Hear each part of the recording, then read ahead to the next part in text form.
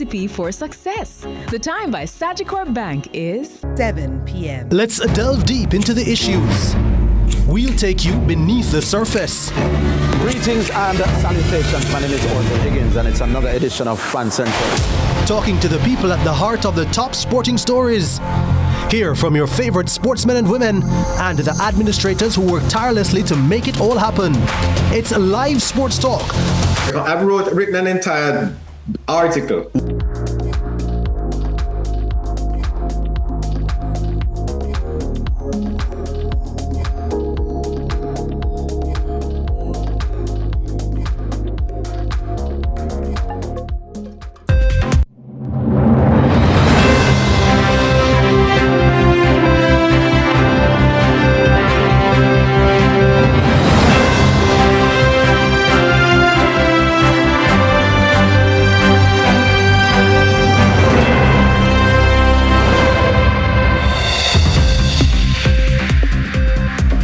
Coming up in CVM News at 7, Cooper's Pen eviction. Fitzjackson questions state response. Demolition scare. 85 Riddles Road on edge. Also in the news, relief. Burger Gully residents anticipate relocation. And too slow. PNP stakeholders blast government for pace of hurricane recovery. Later in the business report, new BOJ governor outlines agenda. And in sports, Jamaica Kingsmen in trouble against St. Lucia Kings in CPL T20 action.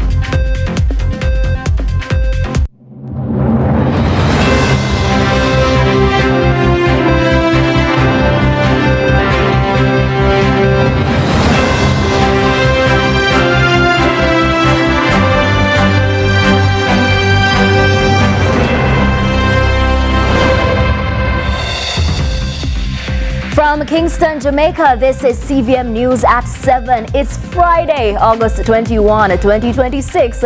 I'm Amoy Harriet, and thank you for joining us. Up first this evening, the Cooper's Pen eviction continues to draw political criticism, this time over how the state balanced law enforcement with the welfare of displaced residents. Opposition spokesman on national security Fitzjackson says the government must be held accountable for the human cost. Kevin Black reports. The political fallout continues over the demolition of homes in Cooper's Pen, with the opposition now challenging the government's position on the role of the police. National Security Minister Dr. Horace Chang has said the police were duty-bound to enforce the court order that led to the displacement of families. But opposition spokesman on national security, Fitzjackson, says the order did not remove the state's responsibility to protect those affected. The comments by Minister of National Security, Dr. Chang, on the role of the police in enforcing the court order that led to the displacement of families in Cooper's Pen, Trelawney, is very troubling. While court orders must be respected and obeyed, the existence of such an order does not absolve the state of its responsibility to protect human life and treat affected citizens with dignity. He says the issue is not whether the court order should have been enforced, but how it was carried out. The issue is not whether the court order should have been obeyed. It should. The issue is whether obeying a court order required the government and the police to ignore the human consequences of such enforcement.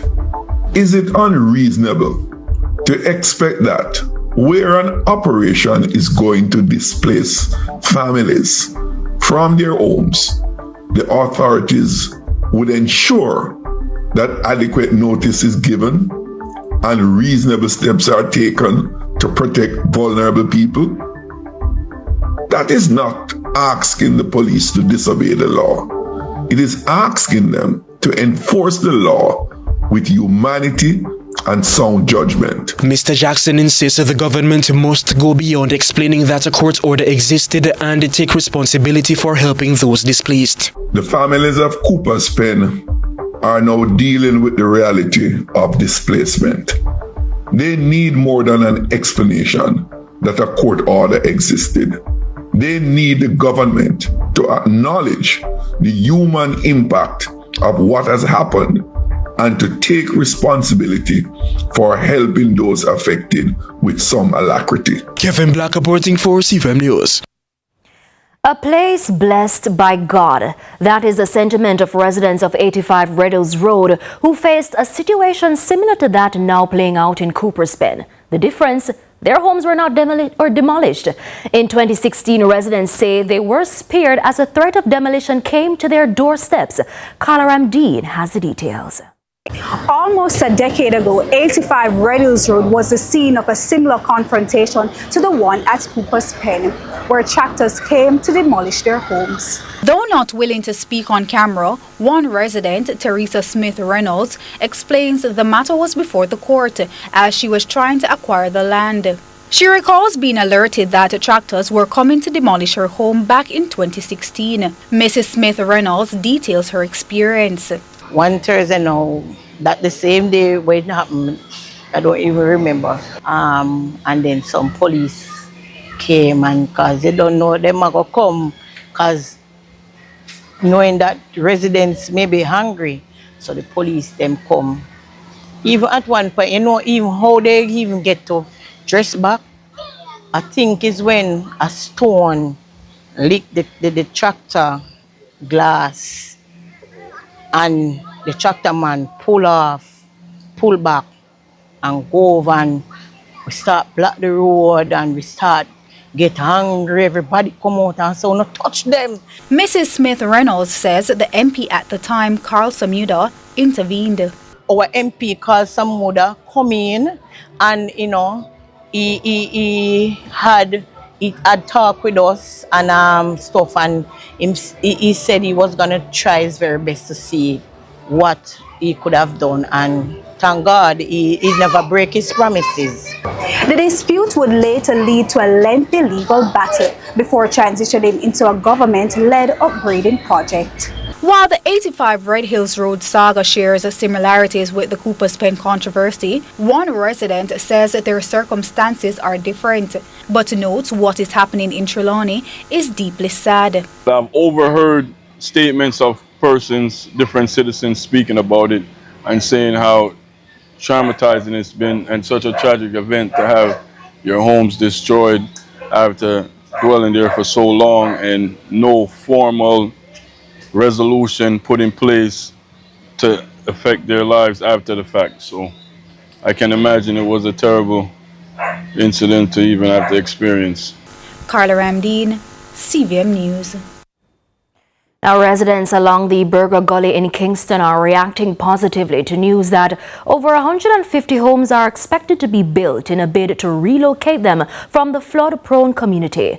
More in this report from Akaylah. Residents of Burger Gully can breathe a sigh of relief as efforts are reportedly underway for the community's relocation. This comes after years of flooding due to heavy rains and waist-high to chest-high floodwaters surging into nearby homes. The project, which is being championed by East Kingston and Port Royal Member of Parliament Philip Paulwell, is expected to bring long-anticipated relief to the affected residents. About 100 to 150 households, those that are closest to the Gully Bank. There are other people who live in the vicinity, but they are not as badly affected. So we're very happy that eventually we're going to see the construction of new tenements properly done, proper sewage, water, electricity installed for these people who have been living for decades by the Gully Bank. One resident says the floods destroyed his car and completely inundated his home, forcing him to stay outside until the water receded. It coming on my house at least 5 feet high. Wet up everything. Even right now my car is there. When I come out of my house the last time it burst, the car under the backlight. The car, see right down there. Destroy your car? Destroy, don't move. The transmission, engine, everything, seat, everything full of water. What about the... When I try going to my house, water was under my arm.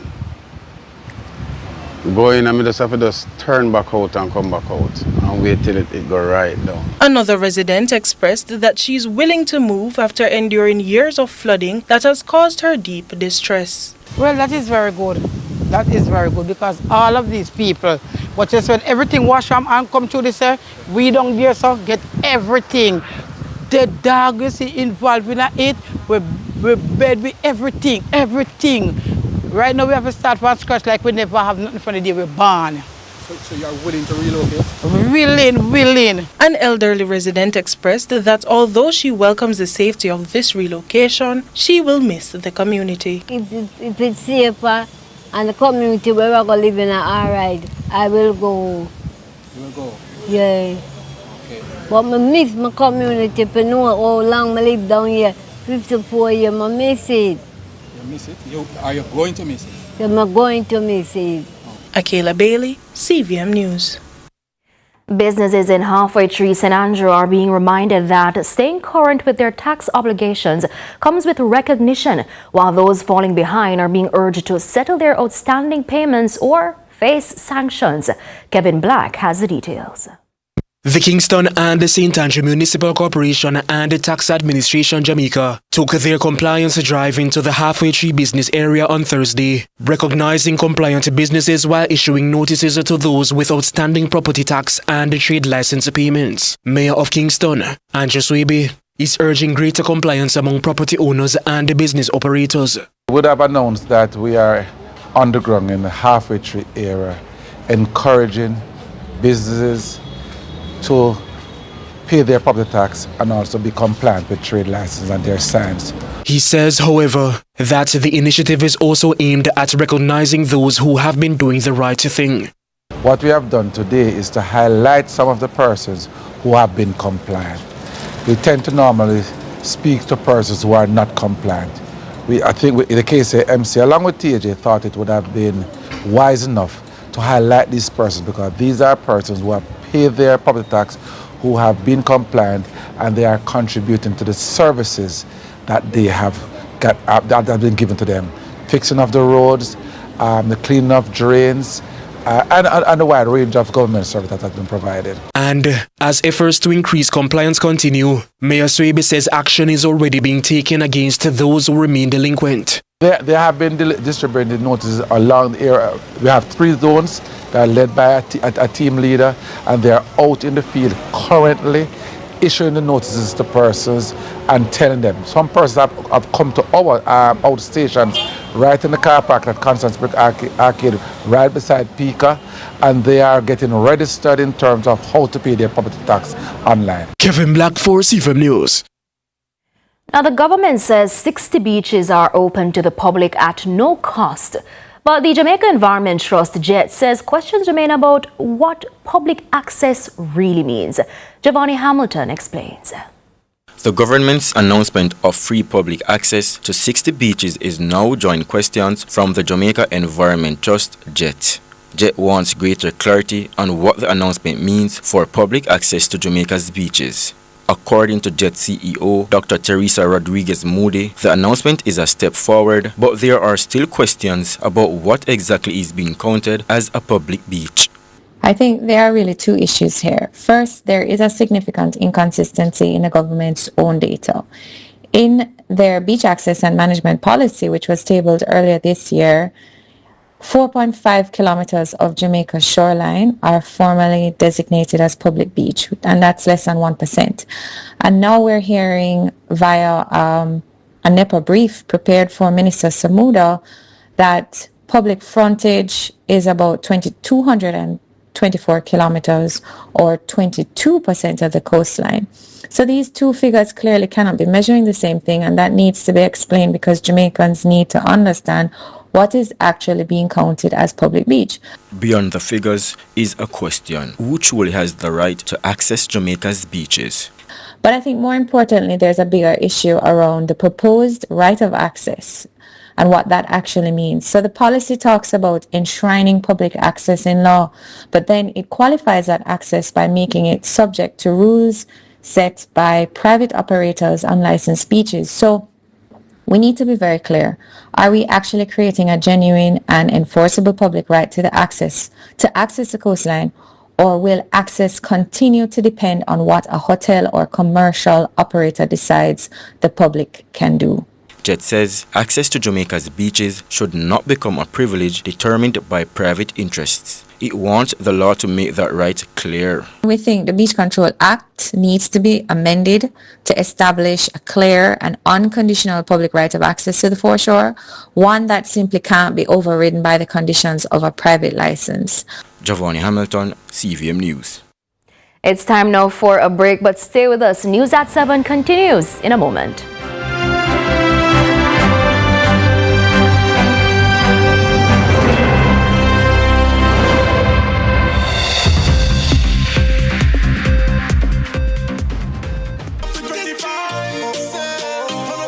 Could I drive out fresh in a MG ride with a staycation all inclusive flex? Yeah. Heart of Jamaica cash. Yes. Smart TV, PS5, and home upgrade. Turn up your winnings this summer with Digicel. Sign up or switch to postpaid or Digicel Plus. Buy a SIM. Top up with 5 bills or more. Buy a 7-day plan or higher. A smartphone deal or just pay your bill. Authorized under Section 58.3 of the Betting, Gaming and Lotteries Act. Promotion period June 24 to September 5, 2026. Visit DigicelJamaica.com for terms and conditions. Before the first patty is baked, there are hands that grow what we need. For Jamaica, by Jamaicans. Through every season and challenge, they built with us. They believed. To every farmer, thank you.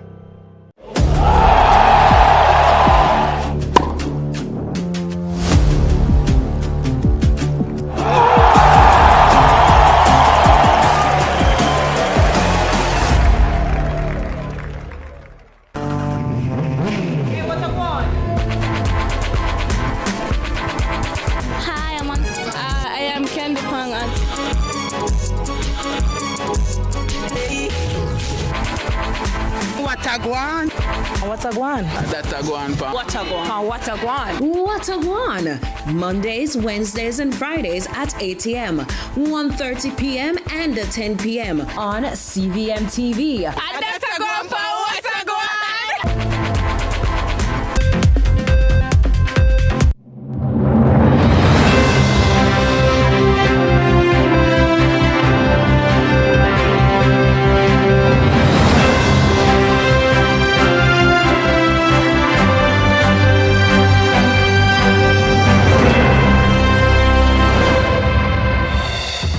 Welcome back to CVM News at 7. We are continuing the news. Hanover deserves better. That's according to Member of Parliament for Western Hanover, Heather Miller-Bennett. She's calling on the Ministry of Labour and Social Security for additional assistance for residents of the hurricane-affected parish almost 1 year after its passing, as persons are still without roofs, crops, and means to rebuild. We go now to Crystal Williams, who tells us more. They fixed 400 roofs in other parishes except Hanover. And what we do so? Western Hanover MP Heather Miller-Bennett says the last email she received from the Ministry of Labour and Social Security indicated that 1,843 persons have been assessed by relief providers and 97% have been processed. But she also asked, what does processed mean when persons are still living under tarpaulins? She says according to information she has collated, 181 persons are still yet to receive any benefits. Of those, 121 say nobody came to their homes. Others say they were assessed but heard nothing further. And when they go down to the Ministry of Labour, they are told that the program closed, they're in a cluster, then them soon come, them can't bother with them, they must go over to the MP office. She says, while struggling to secure their roofs, Hanoverians are also dealing with piles of garbage. The MP highlighted that residents from Cousins Cove to Kingsvale are grappling with unbearable stench and a growing rat population. She is also calling on the Ministry of Health and Wellness to address this public health issue. According to MP Bennett, assistance from the Agriculture Ministry has also not yet reached the most affected farmers in the parish, as some workers remain unemployed because of layoffs and unrestored places of business. She is calling on the government to assist those in Hanover in restoring livelihoods and dignity while giving people the opportunity to rebuild. We cannot have a recovery program where people who are processed on paper but remain abandoned in reality. It makes no sense. Crystal Williams reporting for CVM News. The government is moving ahead with a major initiative aimed at strengthening Jamaica's water infrastructure. Water Minister Matthew Samuda got a closer look at the work that's underway during a tour on Thursday. Matthew Wright has the details. Minister of Water, Environment and Climate Change Matthew Samuda on Thursday toured sections of the roadway where work is underway on the National Water Commission's Western Water Resilience Improvement Project, WWRIP. The major infrastructure project is aimed at strengthening and upgrading water supply systems across northwestern Jamaica, including St. James, Hanover, Westmoreland and Trelawney.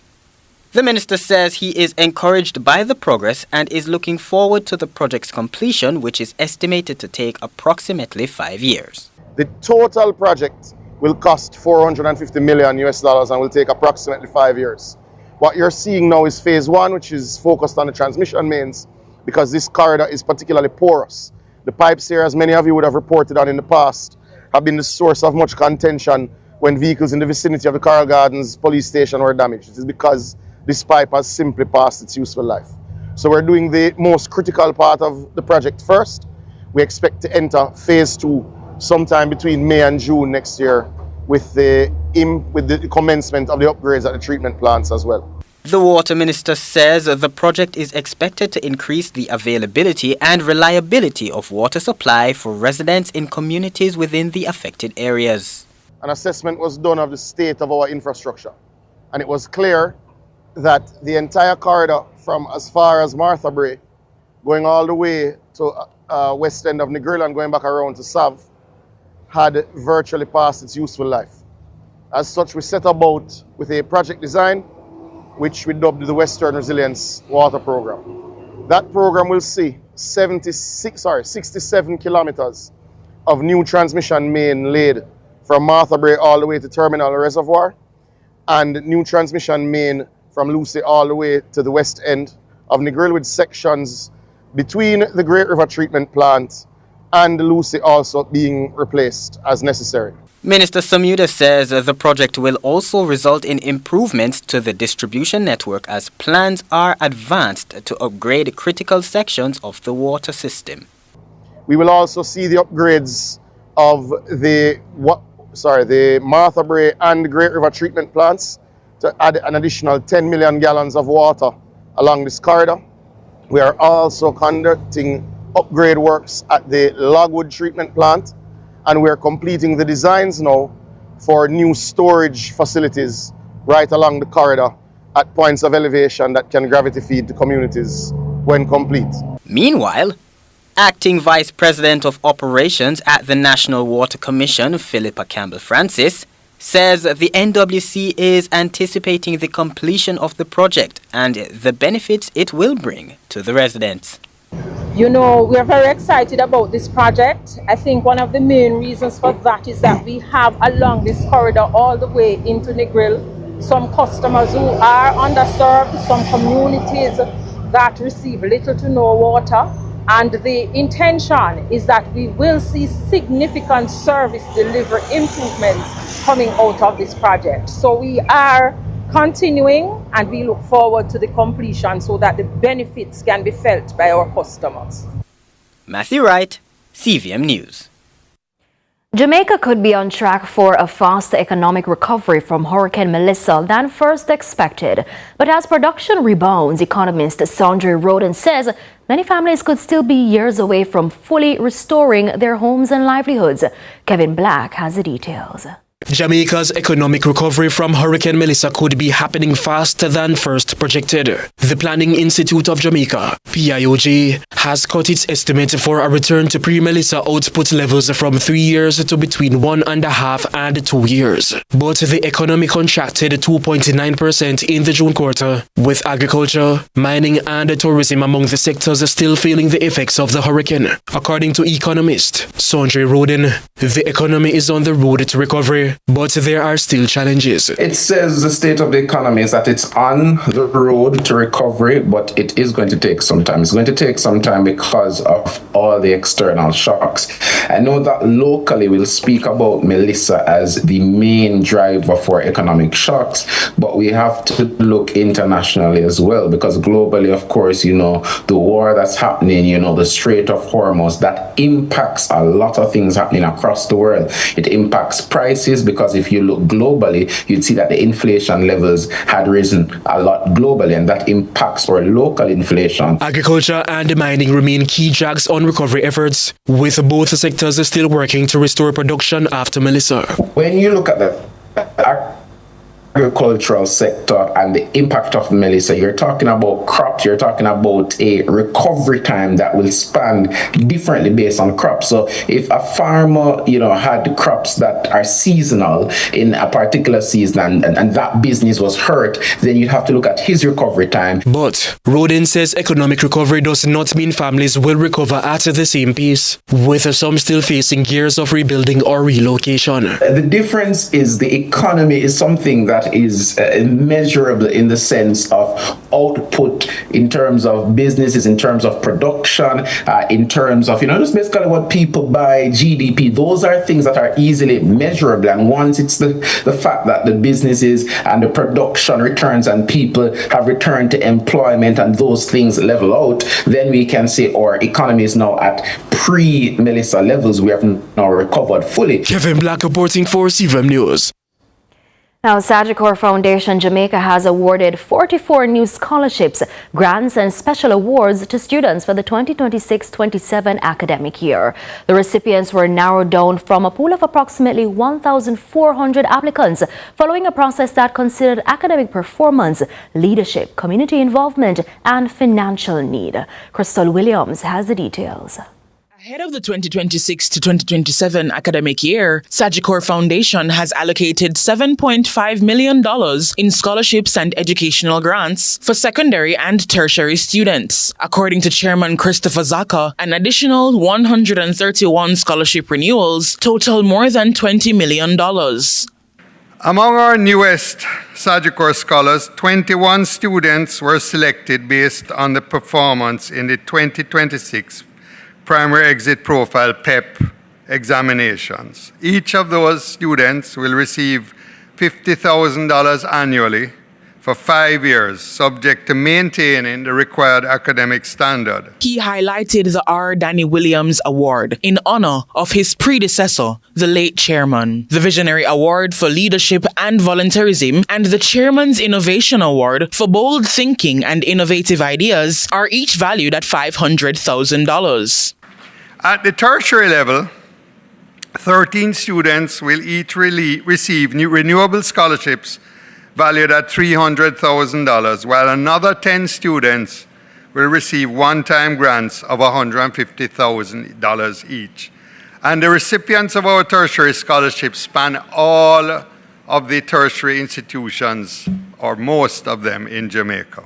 According to Nicole Campbell-Robinson, Vice President, this wasn't even supposed to be a part of the program, but we thought that it was really important to bring it back because we've been reviewing our renewals, and we've realized that quite a few persons have lost their scholarship because they haven't been maintaining.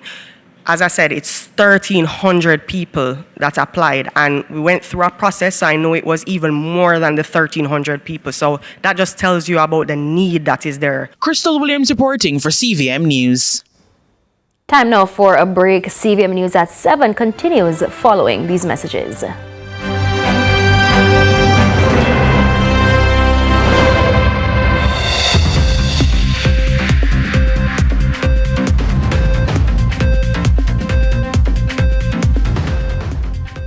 From this big little island comes a culture the world can't ignore. We're big full of flavor, big full of attitude, and even bigger personality. This bigger than trend. This is who we are. This is how we walk, how we talk, how we show up. Loud, original, unapologetic. And when you think we're done, we're just succumb. We are Jamaican. 30 years bigger and better. KFC Summer Bucket. This KFC bucket deal has you thinking chicken. Get the Summer Bucket for $4,700. The time by KFC is 7:30.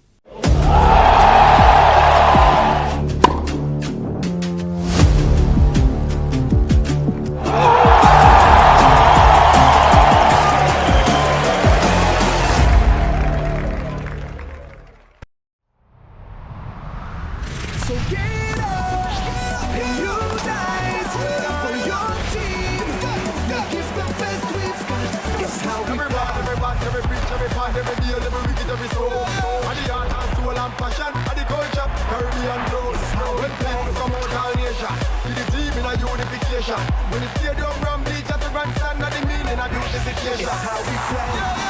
It's how we play. When the stadium rum bleach at the grandstand, not the meaning of beautification. It's how we play.